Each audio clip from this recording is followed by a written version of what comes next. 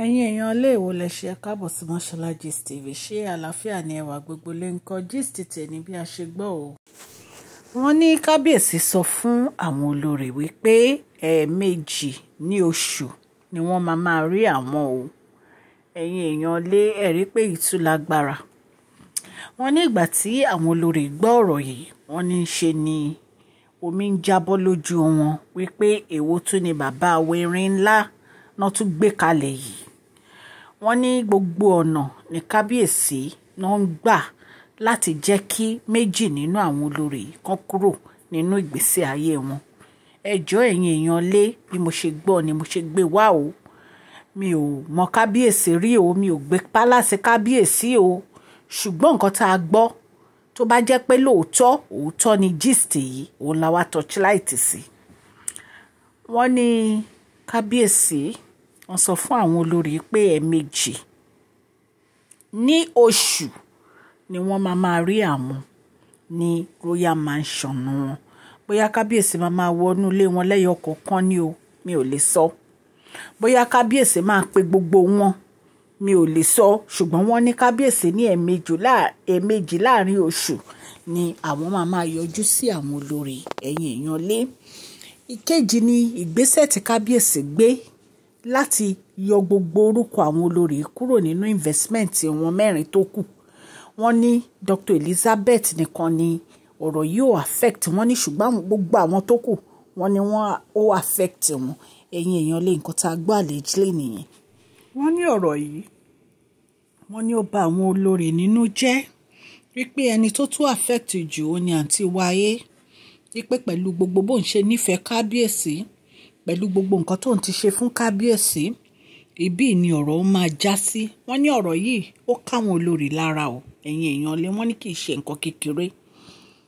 Ẹ jẹ́ kí n kí ẹ̀yin olólùfẹ́ mi ní ilé lóko àti lẹ́yìn odi wípé ẹ káàbọ̀ sí Mashola Gist TV. Mashola Gist TV ń kí yín.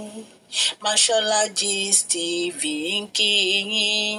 Adúpẹ́ atọ́pẹ́dá.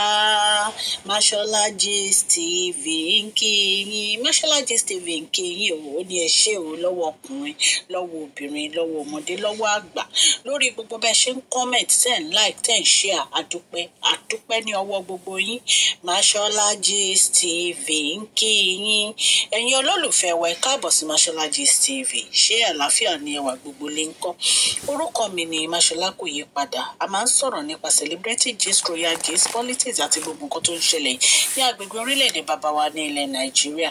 A ń sọ̀rọ̀ nípa celebrity gist, royal gist, politics àti gbogbo nǹkan tó ń ṣẹlẹ̀ ní orílẹ̀-èdè wa. ẹ̀yin èèyàn lè tẹ́ bá ti subscribe, ẹ tẹ notification bell kẹ́ ẹ subscribe so that a bá ti post any gist ẹ máa rí.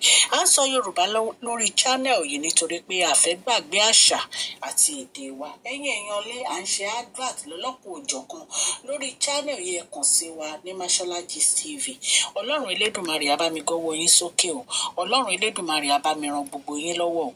Òkè òkè ní ọlá yín á máa lọ o. ọlá yín ò ní lọ ìsàlẹ̀ láíláí. ẹ̀yin èèyàn lé, èyí tún yà wá lẹ́nu o nígbà tí wọ́n ní kábíyèsí wọ́n sọ fún àwọn olórí wípé ẹ̀ẹ̀mejì nínú oṣù ni wọ́n máa rí àwọn. Èyí tún lágbára o. Wọ́n ní ṣe ni àwọn olórí ni wọ́n ń sunkún o. Ipe why tí kábíyèsí ń treat àwọn báyìí, kí ló dé, kí ló ṣẹlẹ̀, kí làwọn ṣe fún kábíyèsí táwọn fi deserve irú nǹkan báyìí. Ipe kí ló dé. Wọ́n ní ṣe náà regret pé kán ti mọ̀, kán ti má bá Queen Naomi fa wàhálà láti má return sínú palace. Ipe wọ́n bá tiẹ̀ ti má fa wàhálà kankan rárá. Ipe wọ́n bá ti má bá Queen Naomi máa fa wàhálà o. Ipe ọ̀rọ̀ yìí wọ́n ní ó bá wọn nínú jẹ́ gan ni. Ipe kì í ṣe kékeré. ẹ̀yin èèyàn lé, kí ni àwọn olórí fẹ́ ṣe báyìí? Wọ́n ní wọn ò lè lọ síwájú, wọn lè lọ sẹ́yìn. Ṣé wọ́n á máa ní àwọn ò ṣe mọ́ ni? Wọ́n ní ọ̀rọ̀ yìí ipe ó gba kàyéfì ẹ̀yin ará lé. Wọ́n ní ẹ̀ẹ̀mejì péré nínú oṣù làwọn fẹ́ máa rí wọn. Pé tí ò bá dẹ̀ ti lè fara mọ́ kẹ́ni yẹn kó rọra máa lọ sílé bàbá ẹ̀. Bí a ṣe gbọ́ nìyẹn o. ẹ̀yin èèyàn lé, ẹ̀rí pọ́rọ̀ yìí lágbára. ṣé pẹ̀lú gbogbo ibi tí wọ́n jáde yìí ni wọ́n ṣẹ̀ṣẹ̀ láwọn ń lọ sílé bàbá àwọn àbí ni wọ́n ṣẹ̀ṣẹ̀ wá fọwọ́ sí ìwé divorce? wọ́n ní kábíyèsí ní ẹni tí ò bá ti fara mọ́ kó lọ sign divorce paper kó gbalé bàbá ẹ̀ ló nǹkan tá a gbọ́ nìyẹn o, allegedly ni o, bí a ṣe gbọ́ ọ̀la ní ká mú wá fún yín. tá a bá tún gbọ́ update lórí ẹ̀ a máa jẹ́ kẹ́ ẹ gbọ́. a dúpẹ́ lọ́wọ́ gbogbo etí tó ń gbọ́ wa ní ilé lóko àti lẹ́yìn odi. ọlọ́run elédùmarè á bá mi gbọ́wọ́ yín sókè o, ẹ ní tọrọ ọmọ ẹ ní tọrọ jẹ o, ọwọ́ yín ò ní kan ìsàlẹ̀ àpò, òkè òkè ní ọlá yín á máa lọ. ẹ má gbàgbé bá mi fún fídíò yìí ní thumbs up o. Please share this video, like and subscribe. God bless you all.